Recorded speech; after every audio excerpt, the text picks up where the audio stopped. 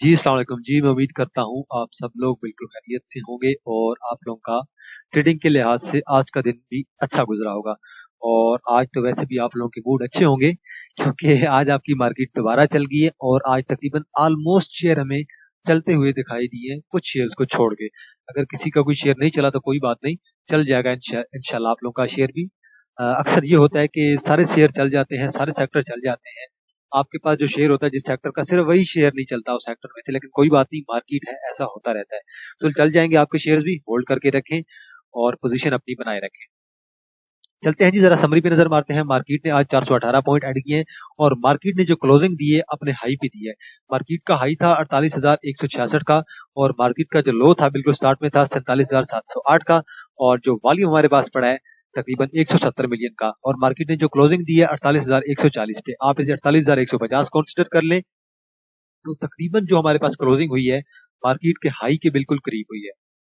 Volume बहुत अच्छा था 170 मिलियन। और न्यूज ये है कि मियां साहब की आने की तैयारियां हो रही हैं, मियां साहब आ रहे हैं और मियां साहब को अब मुकम्मल तौर पे तैयार किया जा रहा है इलेक्शंस के लिए, कि इलेक्शन में अब उन्हें उतारा जाएगा। तो बहरहाल अब हालात तो साफ नजर आए हैं आपको। आगे वजीर आजम कौन होगा और कितने साल तक चलेगा ये कहना बिल्कुल भी आसान नहीं है।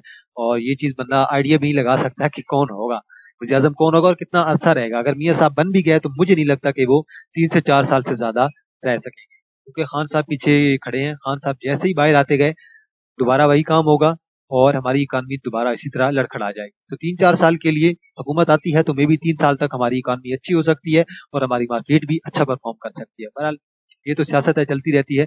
आगे चलते हैं जी और जरा मार्केट परफॉर्मेंस की बात करते हैं टॉप एक्टिव स्टॉक्स की।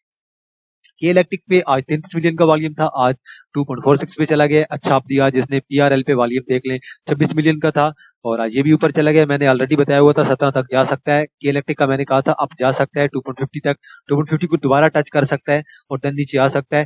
देन डब्ल्यूटीएल आज थोड़ा सा ऊपर गया है, 21 मिलियन का वॉल्यूम था। पाक इलेक्ट्रॉन चल गया है जी, पाक इलेक्ट्रॉन 12 का टारगेट था, अचीव हो गया है, 20 मिलियन का तकरीबन वॉल्यूम था। Then Dewan Farooq Motor limited, ये भी आज चल गया, 11 मिलियन का वॉल्यूम था, 17 के करीब पहुंच गया। Then maple leaf 32.75, maple leaf का टारगेट 34 है, 33 से 34 के दरमियान जा सकता है और आज तकरीबन 11 मिलियन का वॉल्यूम था। देन सीनर्जी आज दोबारा चल गया, सीनर्जी आज 3.42 तक गया है, तो मेरे ख्याल में इसका जो टारगेट था वो आज अचीव हो गया, तकरीबन थोड़ा बहुत और ऊपर जा सकता है। 10.3 मिलियन का वॉल्यूम था। देन हमारे पास जीजीएल है, जीजीएल आज चल गया जी, 10 मिलियन का वॉल्यूम था। देन हमारे पास टीपीएलपी है, ये भी आज चल गया, 9.5 मिलियन का वॉल्यूम था। देन टेली भी हमारे पास चल गया, 7.51 आज ने क्लोजिंग दी है और तकरीबन हमारे पास 7.1 मिलियन का आज इसमें वॉल्यूम था।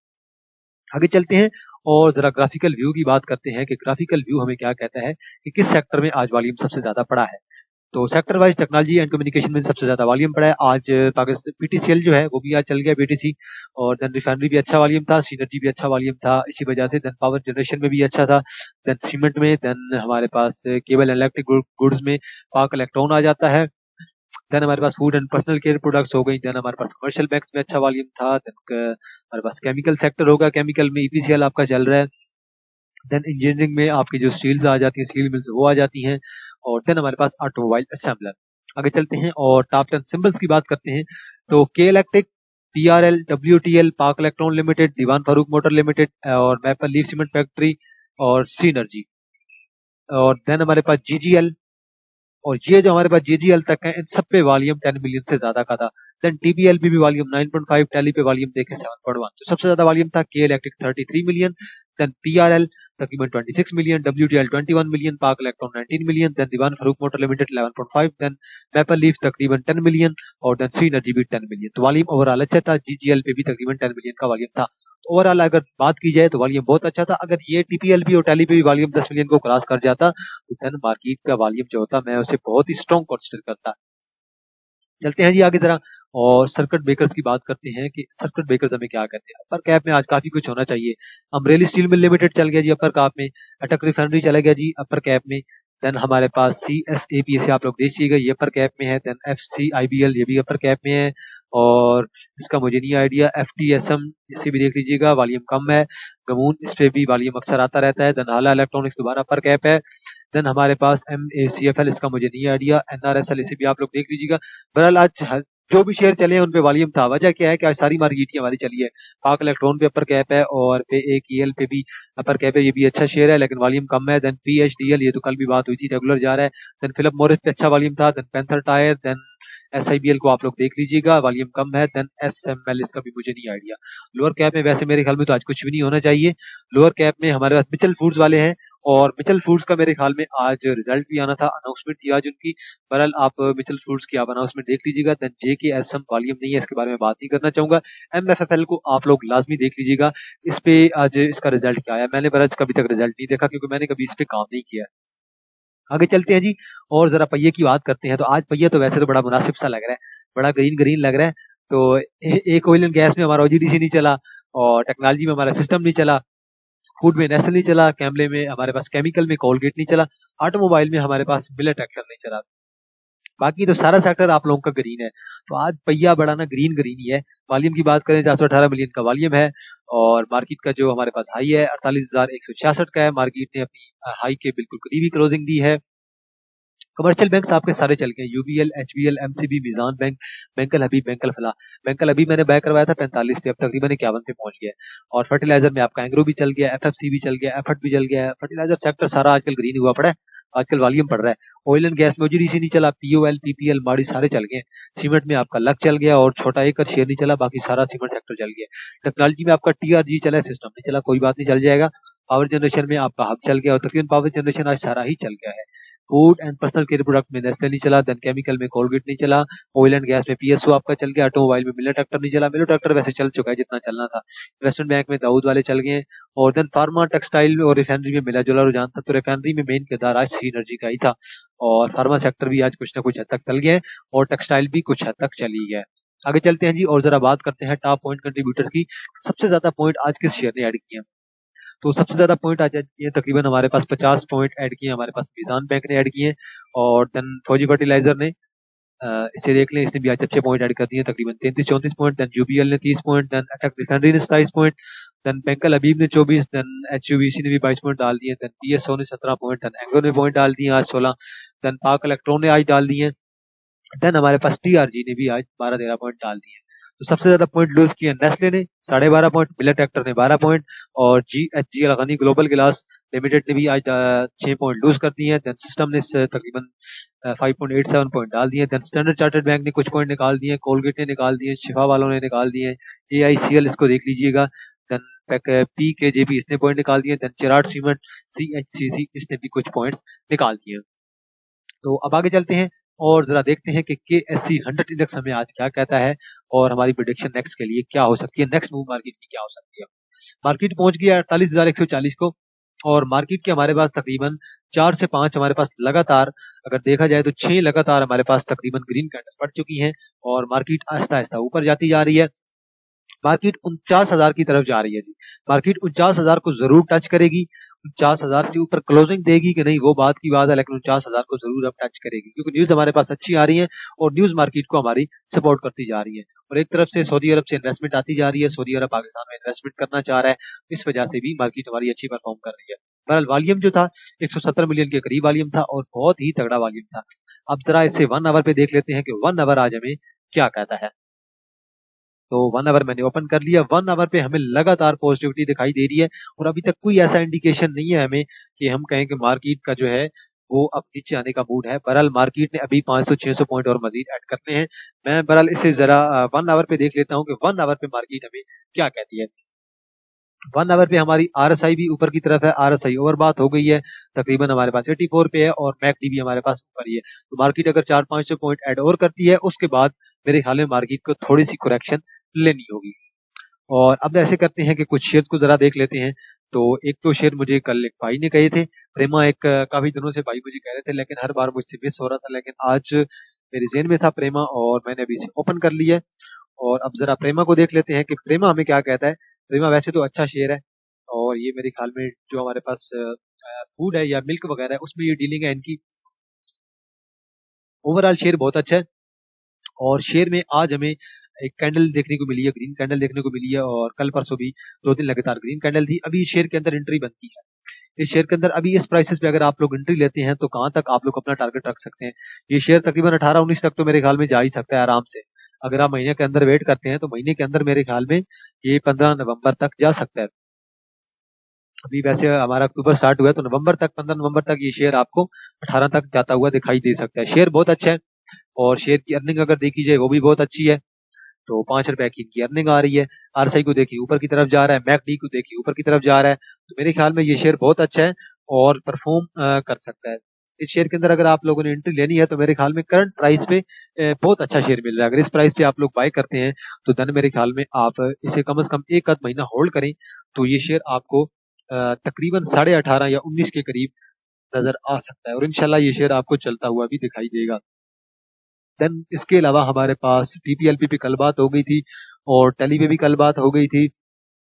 देन आज यूनिटी को देख लेते हैं और जरा वेव्स को देख लेते हैं। यूनिटी वेव्स हमें क्या कहते हैं। ये मैंने यूनिटी ओपन कर लिया है और अब यूनिटी को देख लेते हैं कि यूनिटी हमें क्या कहता है। यूनिटी अभी तक मेरे ख्याल में थोड़ा सा इसके अंदर गेन पॉसिबल है। यूनिटी अभी मूव कर रहा है 25.5 पे, तो मेरे ख्याल में 26.5 तक जा सकता है। यूनिटी के अंदर जो अभी तक इतनी पावर है कि 26.5 तक जा सके, तो उम्मीद है कि ये 26.5 को टच करने की कोशिश करेगा। 26.5 या 26.30 तक जाने की कोशिश करेगा। आरएसआई इसकी अभी डेली बेस पे देखा जाए तो थोड़ा सा अप ट्रेंड इसके अंदर पॉसिबल है और मैकडी भी बता रही है कि थोड़ा सा मजीद अप ट्रेंड आप लोगों को देखने को मिल सकता है। देन यूनिटी के अलावा हमारे पास वेव्स है। वेव्स बहुत अच्छा शेयर है यार, मैं आपको कह रहा हूँ कि बाय कर लो। और मैं ये टेक्निकल्स की बेस पे कह रहा हूँ, फंडामेंटल्स की बेस पे नहीं कह रहा।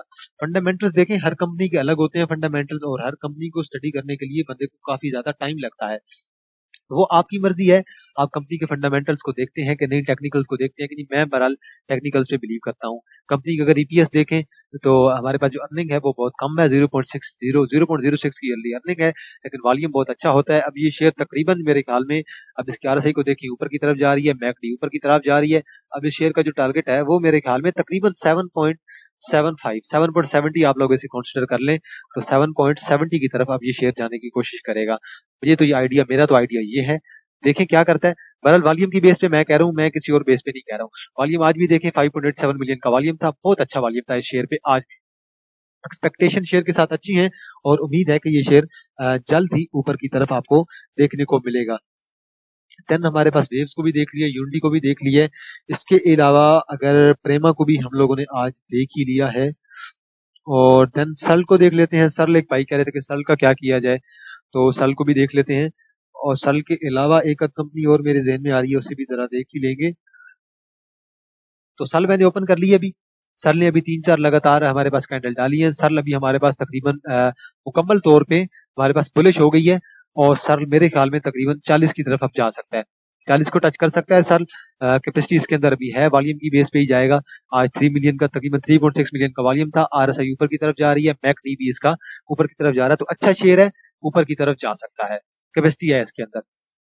अगर किसी ने लॉन्ग टर्म के लिए होल्ड करना है तो मैं उसे बता रहा हूँ, जब न्यू गवर्नमेंट आएगी, हमारे इलेक्शन होंगे, तो गवर्नमेंट कुछ ना कुछ हमारा जो फार्मा सेक्टर है उसके बारे में कुछ करेगी, उन्हें कुछ राहत देगी, कुछ ना कुछ टैक्सेस कम होंगे, तो ये शेयर आपको 40 से लेकर 45 के दरमियान नजर आ सकता है जब इलेक्शन होंगे। तो इलेक्शन होने के बाद में भी 45 तक ये शेयर चला जाए। इसके अलावा एक भाई ने ओजीडीसी का कहा था, ओजीडीसी को भी जरा नजर मार लेते हैं। ओजीडीसी आज हमें क्या कहता है। तो बहरहाल ओजीडीसी ने थोड़ी सी करेक्शन लेने की कोशिश की थी और अभी इसकी अगर हम सपोर्ट देखें तो मेरे ख्याल में इसकी 93 की हमारे पास तकरीबन यहाँ पे सपोर्ट है, 92 से 93 की, और ये स्ट्रॉन्ग सपोर्ट है और यहीं से मेरे ख्याल में ये 92-93 से सपोर्ट लेने की कोशिश करेगा। और हमारा जो प्रीमियम ग्रुप था उसमें कॉल दी थी, लेकिन हमारा स्टॉप लॉस हिट हुआ है। ऐसी बात नहीं कि मैं भी बहुत परफेक्ट हूँ, नहीं, बिल्कुल भी नहीं, मुझसे भी मिस्टेक हो जाती है। स्टॉप लॉस इसका हिट हुआ है और स्टॉप लॉस हर मार्केट में लाजमी होता है। मैं यही कहता हूँ, कोई ट्रेड पॉसिबल नहीं है without stop loss, there is no trade possible without stop loss. तो स्टॉप लॉस का जो यूज है ना वो लाजमी किया करें। और कुछ बंदे कह रहे थे कि यार हमारे पास स्टॉप लॉस का ऑप्शन नहीं आता ऐप में, तो काइंडली किसी अच्छे ब्रोकर के पास अपना अकाउंट खुलवाएं ताकि बाद में कोई ऐसा इशू ना हो।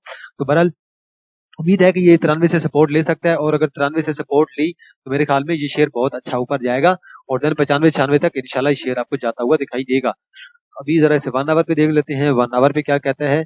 तो 1 आवर पे अभी थोड़ी सी इसके अंदर पॉजिटिविटी है। 1 आवर पे इस शेयर के अंदर कैपेसिटी है 95-96 की तरफ जा सकता है और उम्मीद है कि ये शेयर जाएगा भी। तो उम्मीद पे ही दुनिया कायम है। और एंड पे यही कहना चाहूंगा कि जो भी आप लोग शेयर बाय करते हैं उसके फंडामेंटल्स को भी एक दफा देख लिया करें और टेक्निकल्स को भी लाजमी देख लिया करें। कि कंपनी के फंडामेंटल्स क्या कह रहे हैं, कंपनी के टेक्निकल्स क्या कह रहे हैं। जब तक इन दोनों चीजों को आप लोग फॉलो नहीं करेंगे, आप लोगों को कुछ भी फायदा नहीं होगा। देन हमारे पास है एक और शेयर, देख लेते हैं जी, हस्कोल और बैंक ऑफ पंजाब को देख लेते हैं।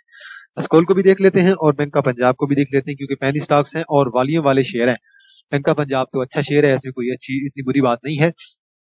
अभी देखें, अभी थोड़ी सी करेक्शन लेना चाह रहा है हस्कोल, और हस्कोल करेक्शन कहां तक ले सकता है, मेरे ख्याल में ये 4.70 तक करेक्शन ले सकता है हस्कोल, इससे नीचे 4.50 तक करेक्शन ले सकता है।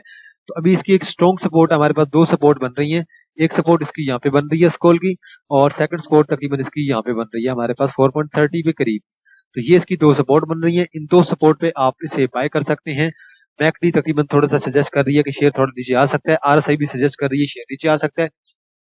अब जरा ऐसे देख लेते हैं वीकली बेस पे, तो वीकली बेस पे भी ये शेयर थोड़ा सा नीचे आ सकता है, और ये शेयर अगर थोड़ा सा नीचे आएगा तो मेरे ख्याल में ये शेयर तकरीबन, मेरे ख्याल में तो इसी सपोर्ट तक ही आएगा, 4.30 तक ज्यादा से ज्यादा आएगा। तो 4.30 पे अगर आता है तो मेरे ख्याल में एक लॉन्ग टर्म एंट्री आप लोग इस शेयर के अंदर बना सकते हैं। तो अच्छा शेयर है, वॉल्यूम की बेस पे कह रहा हूँ, मैं बिल्कुल भी टेक्निकल की बेस पे कह रहा हूँ, वॉल्यूम की बेस पे कह रहा हूँ, मैं फंडामेंटल की बेस पे नहीं कह रहा। और ये शेयर आपका 5.5-6 तक आपको जाता हुआ दिखाई दे सकता है। देन हमारे पास बैंक ऑफ पंजाब है, और बैंक ऑफ पंजाब को भी देख लेते हैं कि बैंक ऑफ पंजाब हमें क्या कहता है। तो बैंक ऑफ पंजाब यहाँ से चला था तकरीबन 3.42 से, देन ये शेयर ने हाई लगाया तकरीबन 4.9 का, उसके बाद दोबारा कंसोलिडेशन जोन के अंदर जा रहा है। अब कंसोलिडेशन जोन अगर ब्रेक होगा तो ये शेयर मेरे ख्याल में आपको 4.50 तक जाता हुआ दिखाई देगा। अभी आरएसआई थोड़ी सी नीचे आ रही है, मैकडी थोड़ा सा नीचे की तरफ आ रहा है, कोई बात नहीं, कंसोलिडेशन जोन है, लेकिन जैसे ही कंसोलिडेशन जोन ब्रेक होता जाएगा ये शेयर आपको 4.80-90 की तरफ जाता हुआ दिखाई देगा। और एंड पे यही कहना चाहूंगा कि वीडियो के नीचे लाजमी कमेंट किया करें, लाइक किया करें, और अपनी राय जरूर दे दिया करें। आप लाइक करें या डिसलाइक करें, इसमें कोई बात नहीं, लाइक हो तो अच्छी बात है, डिसलाइक हो तो भी अच्छी बात है। अगर किसी बात से इख्तलाफ करते हैं तो कमेंट सेक्शन में जरूर बताया करें कि भाई इस बात से इख्तलाफ है, मे बी मुझे अपनी करेक्शन करने का मौका मिल जाए। और जो भी आपका शेयर हो कमेंट सेक्शन में आप लोग लाजमी बता दिया करें। इस शेयर पे एनालिसिस कर दें तो मेरी कोशिश होती है कि मैं एनालिसिस कर दिया करूं। आज के लिए इतना ही जी, और एंड पे दोबारा कहना चाह रहा हूँ कि अब आपके अपने पैसे होते हैं, ध्यान से इस्तेमाल किया करें, किसी को देखा देखी वॉल्यूम की बेस पे एम मत घुस जाया करें।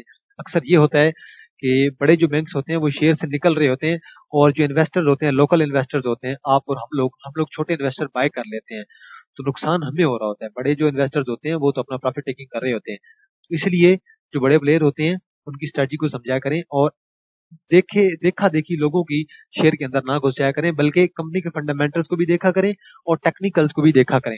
फंडामेंटल्स बेशक बहुत अहम है, बहुत ज्यादा अहम है। फंडामेंटल सबसे पहले है, उसके बाद टेक्निकल्स है। फंडामेंटल्स को देखें, उसके बाद टेक्निकल्स को देखें, कंपनी की ईपीएस देखें, कंपनी की सेल्स देखें, देन शेयर के अंदर एंट्री लें। आज के लिए इतना है जी, इंशाल्लाह आप लोगों के साथ दोबारा मुलाकात होगी एक नई वीडियो के साथ। तब तक आप लोग अपना ख्याल रखिएगा। अल्लाह।